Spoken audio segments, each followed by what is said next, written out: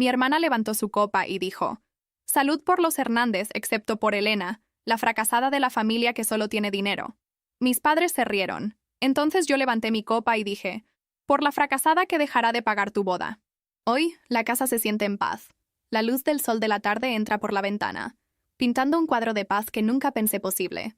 Respiro profundamente, y el aire no me quema el pecho. Pero hubo un tiempo, no hace mucho, cuando el aire en mi propia casa, el nido que se suponía era mío, me sofocaba.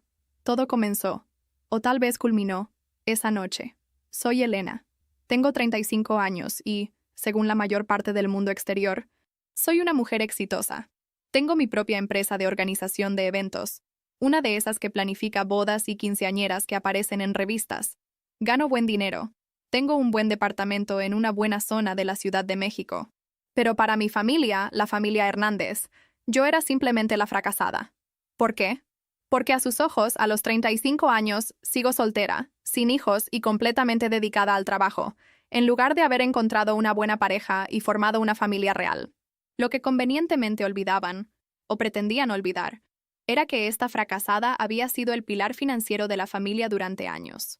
Pagué la educación universitaria de Lucía, mi hermana menor, porque tenía potencial. Le di el enganche para su primer auto porque necesitaba independencia. Cubrí las costosas cuentas médicas de papá cuando no teníamos un seguro decente. Recuerdo esa terrible noche en la sala de emergencias, cuando su dolor en el pecho nos tenía a todos aterrorizados. El administrador del hospital se acercó a mí primero, no a mi madre, con formularios y preguntas de pago. Incluso en ese momento de miedo, yo era a quien identificaban como el sostén financiero. Les ayudé a pagar deudas que nunca entendí realmente cómo habían contraído. Tarjetas de crédito que misteriosamente llegaban al límite.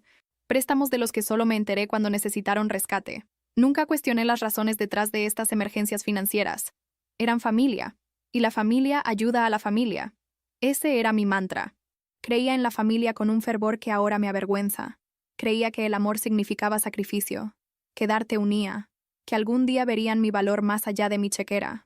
Pensé que si daba lo suficiente, sacrificaba lo suficiente, finalmente me reconocerían. Qué ingenua fui.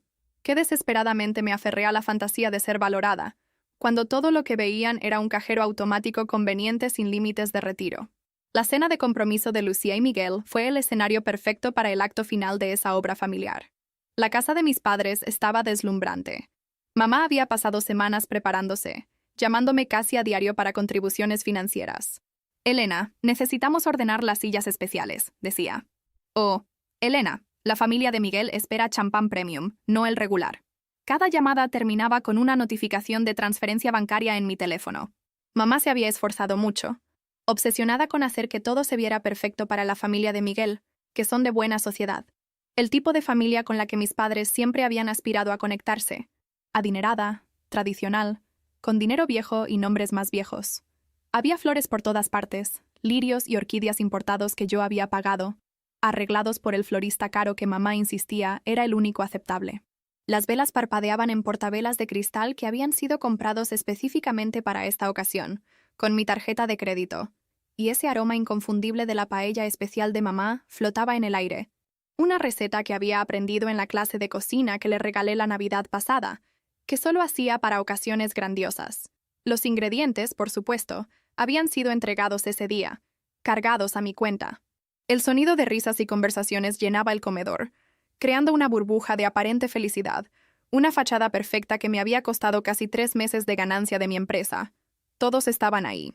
Papá, con su traje nuevo que yo pagué, cortando el jamón serrano como el patriarca orgulloso que se sentía ser, dando palmadas en la espalda y chistes viejos.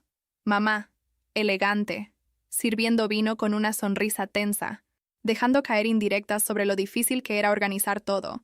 Tíos, primos, admirando el anillo de Lucía, felicitándola efusivamente. ¿Y Lucía?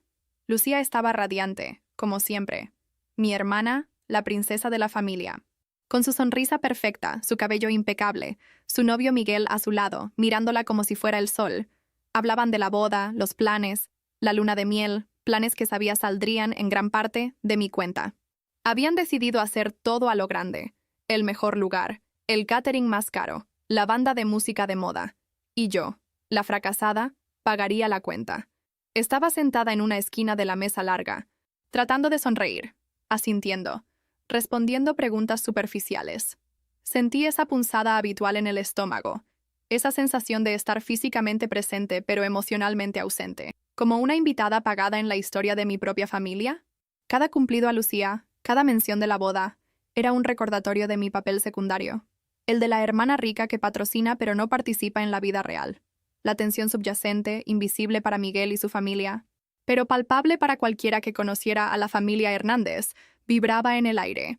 Era como si todos camináramos sobre cáscaras de huevo sonriendo, sabiendo que en cualquier momento algo podría romperse. Y esa noche se rompió. Llegó el momento del brindis formal.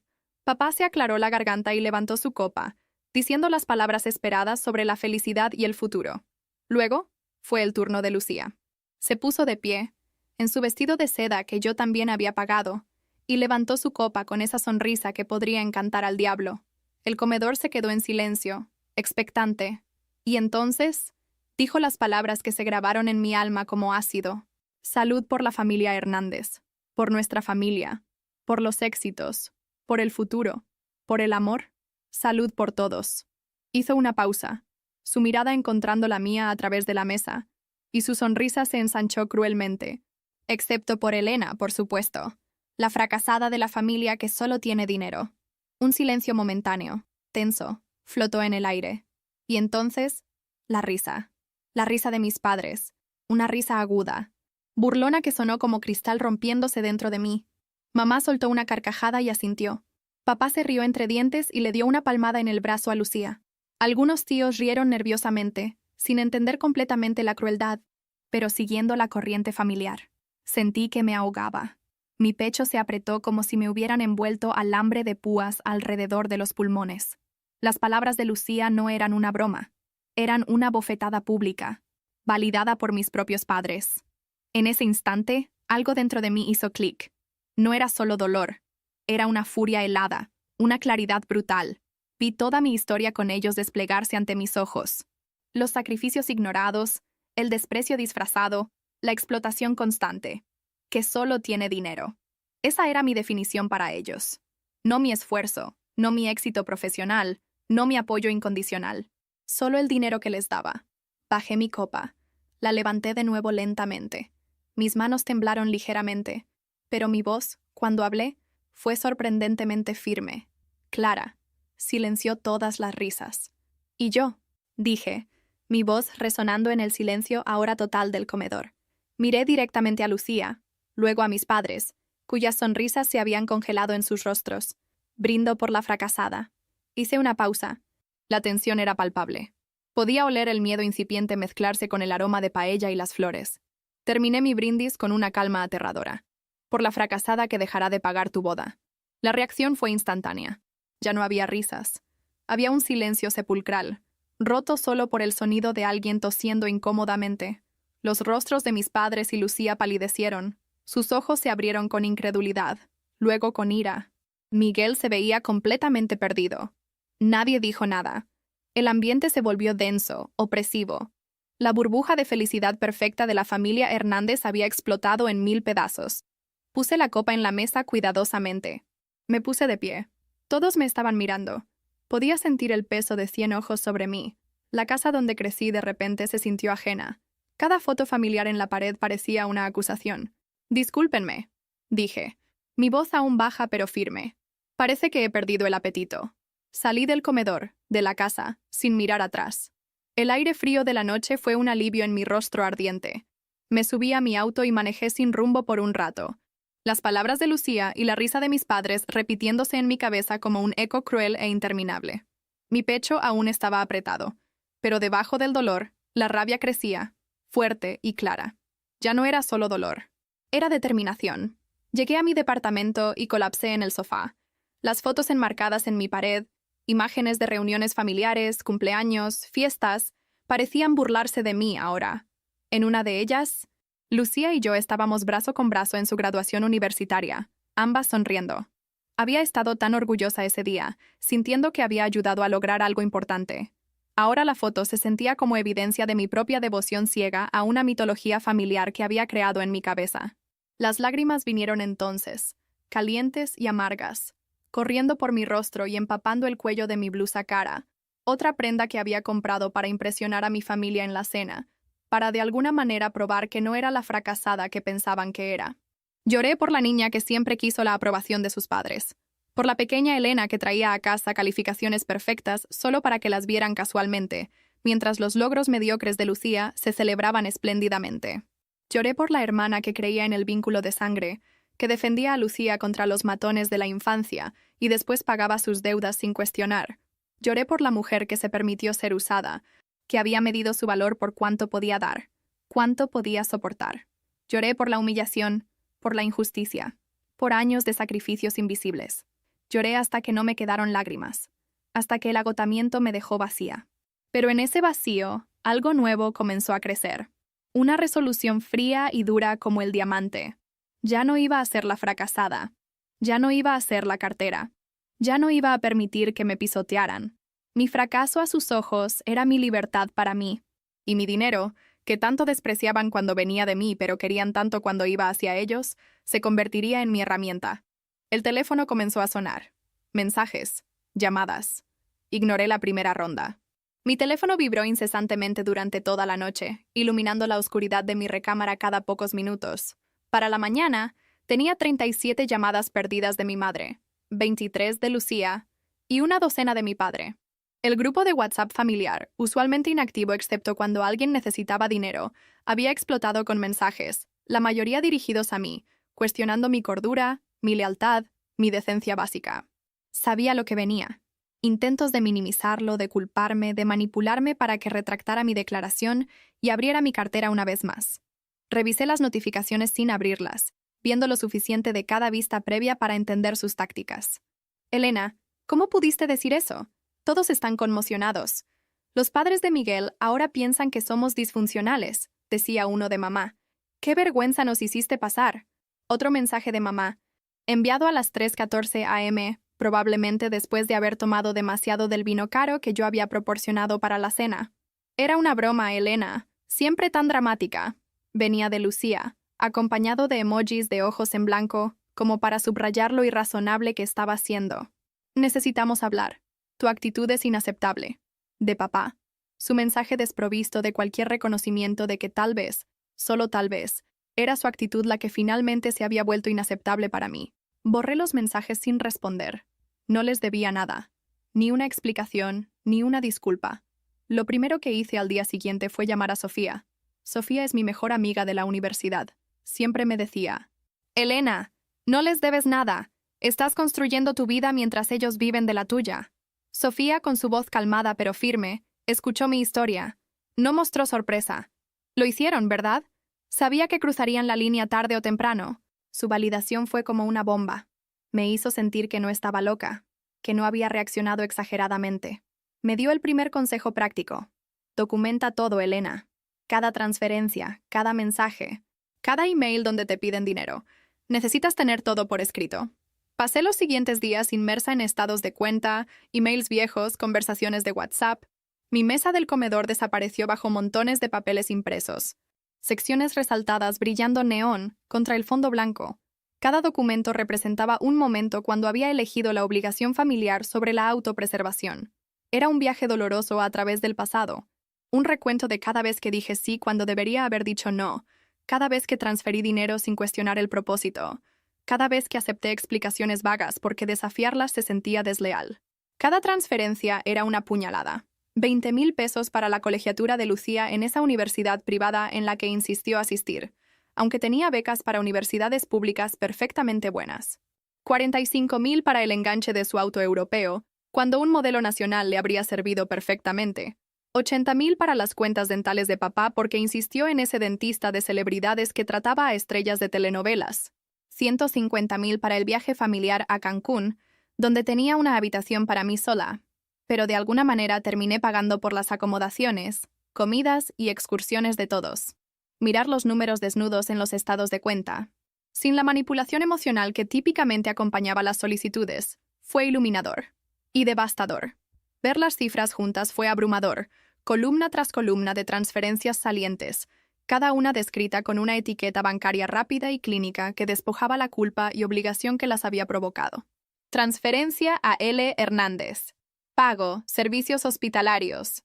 Depósito, agencia de viajes. Los totales al final de cada página se volvían cada vez más alarmantes mientras trabajaba hacia atrás a través de años de registros financieros. Era una cantidad enorme de dinero, una parte significativa de lo que había ganado con tanto esfuerzo a lo largo de los años. Y fue durante esta excavación al pasado que encontré algo que congeló mi sangre. Estaba buscando emails viejos de mis padres sobre gastos universitarios y me topé con una cadena de emails de hace unos 10 años entre mamá, papá y un abogado. Estaban hablando sobre la distribución de los bienes de la abuela Carmen. Mi abuela materna había fallecido cuando yo era joven y siempre me dijeron que no había dejado casi nada. Pero en estos emails había mención de una pequeña propiedad en un pueblo en Jalisco y una suma de dinero que la abuela Carmen específicamente quería dejarme, para mi futuro y mi educación. El total no era una fortuna, pero era una cantidad considerable en ese tiempo, más que suficiente para mi colegiatura universitaria. Los emails detallaban cómo papá y mamá podían vender rápidamente la propiedad y redirigir el dinero y el efectivo para cubrir algunas deudas urgentes de ellos, justificando que yo aún era joven y no necesitaba esa carga. Se aseguraron de que nunca me enterara. Habían robado mi propia herencia. El descubrimiento fue devastador. No era solo que me habían explotado financieramente durante años, extrayendo dinero con una combinación de culpa, obligación y gratitud manipulativa. Era que me habían mentido y robado algo que era legítimamente mío durante una década. Algo que mi abuela había específicamente destinado para mí, no para sus cuentas de tarjetas de crédito o las nuevas aventuras comerciales de papá que inevitablemente fracasaban. Recordé cómo habían hablado sobre la abuela Carmen después de su muerte. Siempre fue frugal. Tu abuela, decía mamá con un ligero rizo del labio, vivió simplemente, murió simplemente. No dejó nada más que recuerdos. Y yo le había creído. Había atesorado esos recuerdos, de la pequeña cocina de la abuela llena del aroma de pan fresco, de sus manos pacientes enseñándome a bordar, de su dignidad silenciosa que de alguna manera nunca encajaba del todo con el resto de la bulliciosa familia Hernández. Ahora entendía por qué. Ella había sido diferente. Había visto a través de ellos, tal vez. Y en su acto final, había tratado de darme una base, un comienzo que no estuviera atado a su control. La rabia inicial se transformó en una determinación helada. Imprimí estos emails creando un archivo separado etiquetado herencia. Agregué notas, fechas, cálculos de lo que esa suma, debidamente invertida, podría haber crecido durante la década pasada. Esto ya no era solo una cuestión de una boda. Ya no se trataba del cruel brindis de Lucía o la risa de mis padres. Era un patrón de engaño y manipulación de toda una vida. Las llamadas y mensajes de mis padres se volvieron más insistentes, luego más agresivos. Exigían saber si hablaba en serio sobre la boda. Lucía me enviaba mensajes de voz llorando, diciendo que estaba arruinando su sueño. Papá me amenazó con acción legal si no cumplía nuestros acuerdos. Mamá se estaba enfermando por mi culpa. Fue entonces que decidí que necesitaba ayuda profesional. Siguiendo el consejo de Sofía y la referencia de una colega, contacté a una abogada especializada en derecho familiar y civil, la licenciada Robles. Le conté mi historia. Le mostré la documentación que había reunido y, con el corazón apretado, le mostré los emails sobre la herencia de mi abuela. La licenciada Robles, una mujer de mediana edad con una mirada penetrante pero amable, escuchó atentamente. Me confirmó lo que temía. Tenía un caso, no solo para protegerme de sus amenazas sobre la boda, sino para reclamar mi parte de la herencia robada y tal vez incluso compensación por años de enriquecimiento injusto, si podíamos probar que mi apoyo era involuntario, sino producto de manipulación. Elena, me dijo, has sido víctima de abuso financiero y emocional durante años. Lo que hiciste cuando levantaste tu copa fue un acto de defensa legítima. Sus palabras me dieron una fuerza inmensa. Ya no estaba sola. Tenía una estratega a mi lado. Siguiendo el consejo de la licenciada Robles, envié una carta formal a mis padres y Lucía.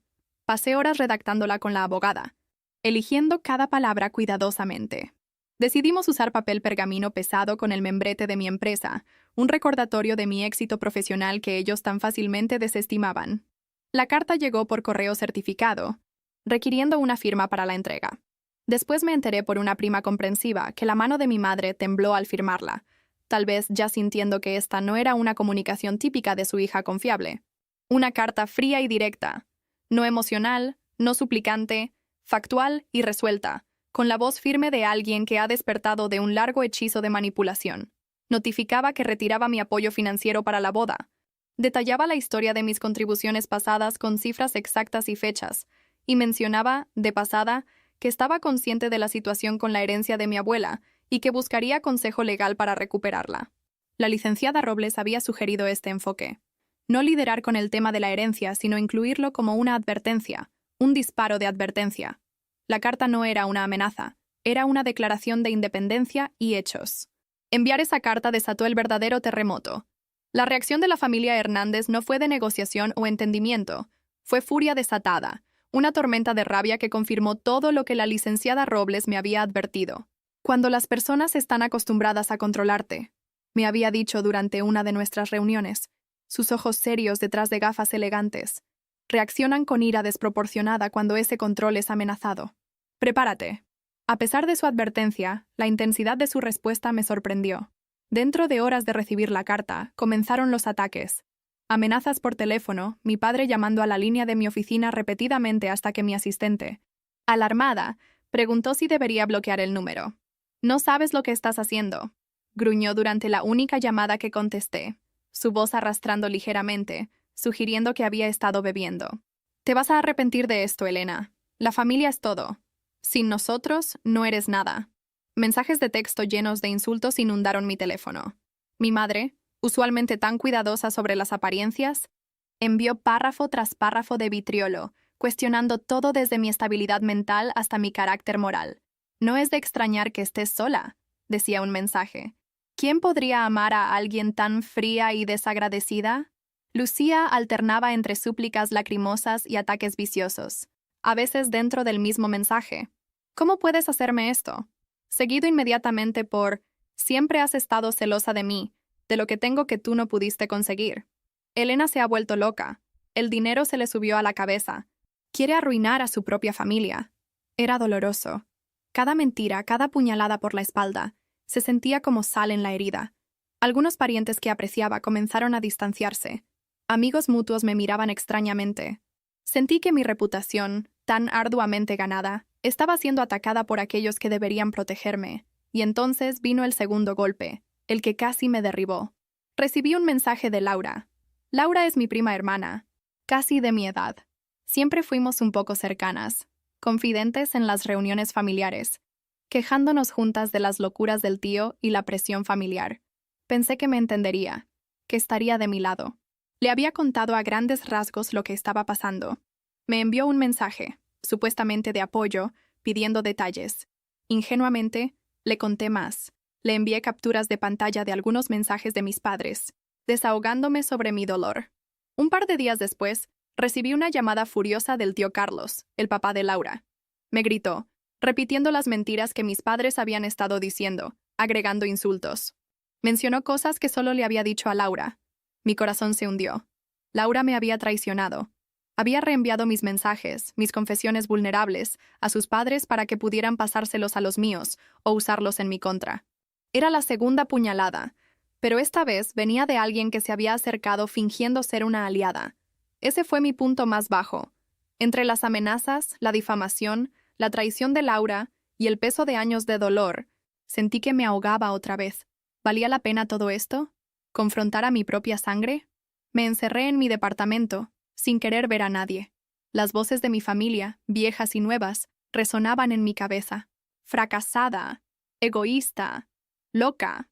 Pero en medio de la oscuridad, recordé la voz de la licenciada Robles. Recordé la indignación por la herencia robada. Recordé la risa de mis padres en la cena. Recordé por qué había comenzado todo esto. No por venganza, sino para recuperar mi dignidad, mi autorrespeto, mi vida. No iba a dejar que me derrotaran. Me levanté. Me sequé las lágrimas. Contacté a la licenciada Robles. Le conté sobre Laura. No se sorprendió. En estos casos, la lealtad familiar puede ser ciega y cruel. Me aconsejó sobre el siguiente paso. Era hora de una confrontación directa, con evidencia y, si era posible, con testigos que no pudieran ser tan fácilmente manipulados. La oportunidad llegó inesperadamente. Mi tía abuela Carmen, una mujer mayor y respetada en la familia, organizó una comida. No me habían invitado formalmente, pero mi tía abuela me llamó aparte y dijo: «Elena, Sé que hay problemas, ven a comer. Necesito entender qué está pasando. Y tus padres estarán ahí también. Era una trampa potencial, pero también una oportunidad. Decidí ir. No sola. Le pedí a Sofía que me acompañara, no como participante, sino como mi acompañante para la comida, alguien que simplemente estaría ahí y observaría. También, por consejo de la licenciada Robles, llevé una pequeña carpeta con la evidencia más convincente.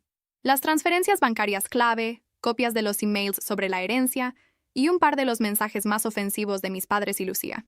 La comida en casa de mi tía abuela fue tensa desde el principio. Mis padres y Lucía estaban ahí, sonriendo rígidamente. Me miraban con resentimiento. El ambiente era opresivo, cargado de silencios incómodos y conversaciones forzadas sobre temas triviales. Mi tía abuela, perspicaz, trataba de suavizar las cosas, pero la hostilidad era palpable. Después de comer, mi tía abuela, con su autoridad silenciosa, dijo: «Bueno, ahora que hemos comido, creo que es hora de que aclaremos las cosas. ¿No les parece? Lucía, aquí no venimos a pelear, sino a entender». Mis padres tomaron la palabra primero. Repitieron su versión de los eventos. Yo era desagradecida, egoísta, desequilibrada. Quería arruinar la boda de Lucía por pura malicia. Lucía agregó comentarios lastimeros sobre lo mucho que duele que mi propia hermana me esté haciendo esto. Era un ataque coordinado, lleno de mentiras y autocompasión. Sentí la bilis subir por mi garganta, pero me mantuve serena. Sofía, sentada a mi lado, discretamente apretó mi mano. Cuando terminaron, mi tía abuela me miró. «Elena, ¿qué tienes que decir a esto?» Respiré profundamente. Miré a mis padres, a Lucía. La rabia helada me dio fuerza. «He traído algunas cosas», dije sacando la carpeta. «No para pelear, como dice la tía Carmen, sino para mostrar la verdad.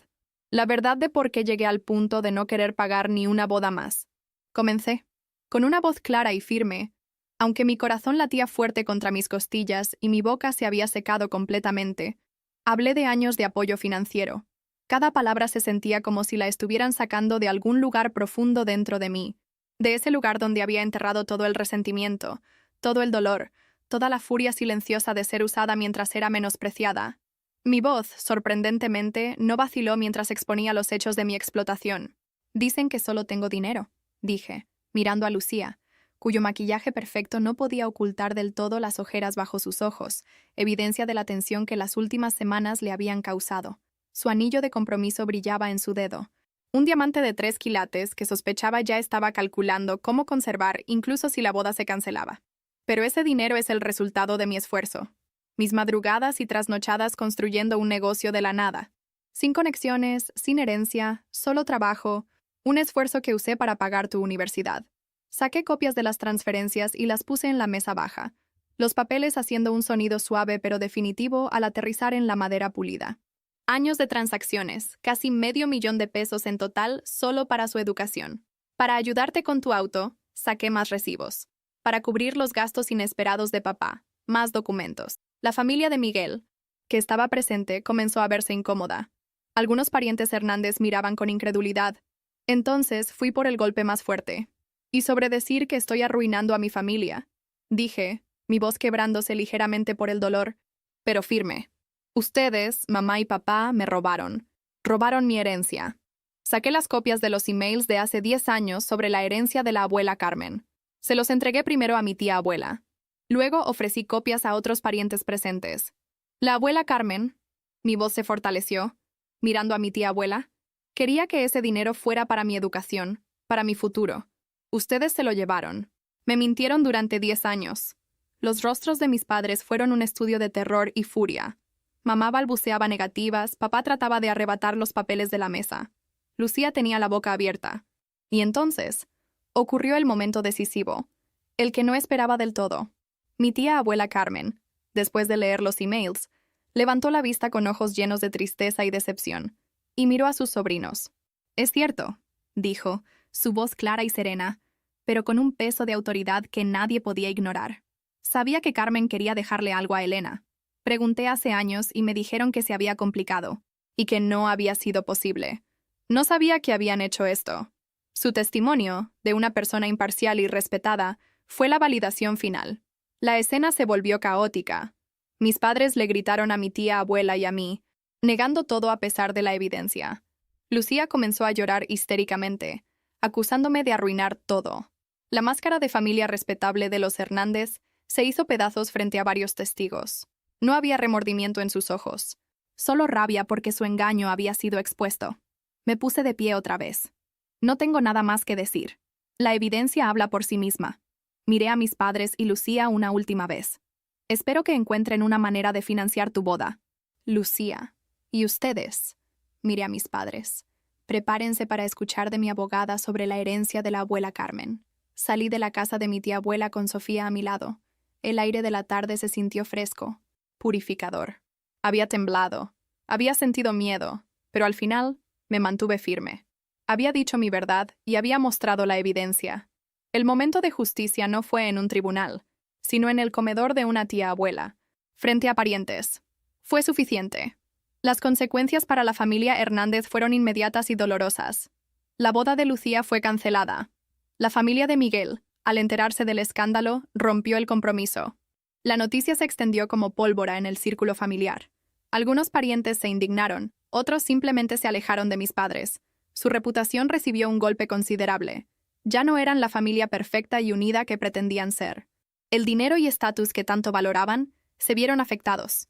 Tuvieron que vender la pequeña propiedad que habían robado para poder empezar a pagar deudas y evitar mayores problemas legales por la herencia.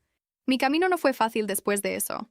Seguir adelante después de una ruptura familiar tan profunda nunca lo es. La familia Hernández no desapareció de mi vida de la noche a la mañana, como cerrar una puerta a un mal sueño. Los lazos de sangre, de historia compartida, de recuerdos de la infancia, se estiran y tensan, pero rara vez se rompen limpiamente. Continuaron tratando de contactarme, a veces con amenazas veladas sobre lo que podrían contarle a amigos mutuos o conexiones de negocios, a veces con viajes de culpa disfrazados como preocupación por mi bienestar. La presión arterial de tu padre está por las nubes por esto, escribió mi madre en un email 3 semanas después de la confrontación. Si algo le pasa, espero que puedas vivir contigo misma. Mi padre, cuyo cuidado médico había financiado durante años, aparentemente no tenía escrúpulos en usar su salud como arma contra mí una vez más. El enfoque de Lucía cambió con el tiempo. Su rabia inicial dio paso a intentos calculados de reconciliación, que siempre, sin falta, regresaban a solicitudes financieras. Te extraño, hermana. Comenzaba un mensaje solo para terminar con «y encontré este lugar pequeño perfecto que solo costaría la mitad de lo que estábamos planeando antes». La transparencia de su manipulación era casi risible, si no fuera tan profundamente triste. Mi abogada se encargó de enviarles comunicaciones formales, estableciendo límites claros. Tuve que aprender a decir no y no sentirme culpable. Los ataques en redes sociales disminuyeron cuando algunos parientes comenzaron a defender mi versión o simplemente pidieron que pararan los chismes. El proceso de sanación fue largo. El dolor de la traición no desaparece completamente, se transforma. Tuve que llorar por la familia que idealicé, la que nunca realmente existió. Entendí que los lazos de sangre no garantizan amor, respeto o lealtad. Tuve que perdonarme por haber permitido que me trataran de esa manera durante tanto tiempo, por haber tenido esos puntos ciegos, por amor o necesidad de aprobación. Encontré mi verdadera familia en otro lugar, en Sofía, cuya amistad inquebrantable fue mi ancla, en mi tía abuela Carmen, que me mostró que la integridad existe, en colegas y amigos que me apoyaron. Construir relaciones basadas en respeto mutuo, honestidad y apoyo incondicional, cosas que nunca tuve en mi hogar original. Aprendí el valor invaluable de los límites personales. Establecer límites no es rechazar a las personas, es protegerse a uno mismo. Es un acto fundamental de autorrespeto. Recuperar parte de la herencia de mi abuela fue menos sobre el dinero y más sobre el principio, sobre la validación de que me habían robado. Fue una pequeña victoria legal que cerró un capítulo. Hoy, 3 años después de esa cena, vivo en paz. Mi departamento ha sido redecorado. Todos los rastros de la estética de la familia Hernández, removidos y reemplazados con colores y texturas que me traen alegría. Las fotos familiares, una vez prominentemente mostradas, ahora están guardadas en una caja en mi closet, no tiradas, pero ya no definiendo mi espacio. He creado un santuario que refleja la mujer en la que me he convertido, no la hija que fui entrenada para ser. Mi negocio prospera más allá de lo que podría haber imaginado. Sin el drenaje constante de apoyar el estilo de vida de mi familia, he podido reinvertir en mi empresa, expandir nuestros servicios y contratar personal talentoso que comparte mi visión. Ahora manejamos eventos para clientes internacionales, y el año pasado una revista prestigiosa destacó nuestro trabajo en su portada, un logro que pasó desapercibido por la familia Hernández, pero fue celebrado con champán y baile por las personas que verdaderamente me valoran. Tengo relaciones saludables ahora, amistades y conexiones románticas construidas sobre respeto mutuo en lugar de obligación. Incluso he comenzado a salir con alguien, un arquitecto amable y exitoso que ve mi independencia como una fortaleza, no como un fracaso. Él entiende mis límites alrededor del dinero y la familia, habiendo navegado su propia historia familiar compleja. Con él, estoy aprendiendo cómo se siente ser valorada por quien soy, no por lo que puedo proporcionar. Aún siento una punzada de tristeza a veces, pensando en lo que podría haber sido, pero esa tristeza es pequeña comparada con la libertad que gané. No soy la fracasada, soy una sobreviviente, soy resistente, soy la dueña de mi vida y mi dignidad. La historia de la familia Hernández es una advertencia, creo. Una muestra de cómo la codicia, el control y la falta de amor real pueden destruir lazos que se supone son inquebrantables. Mi historia es un recordatorio de que a veces, para encontrarse a uno mismo, uno debe tener el valor de separarse de aquellos que nos hunden, sin importar quiénes sean. La verdadera familia no siempre es de sangre, es la que eliges, la que te respeta, la que te ama por quien eres, no por lo que tienes o lo que haces por ellos. Mirando hacia atrás, no me arrepiento de haber levantado esa copa. Fue el acto que me liberó. El precio fue alto, sí, pero la libertad no tiene precio. Gracias, de corazón, por haberme acompañado hasta aquí. Me gustaría mucho saber qué sentiste al escuchar mi historia. ¿Resonó contigo de alguna manera? ¿Has experimentado alguna vez una situación similar con tu familia? Comparte tus pensamientos y emociones en los comentarios.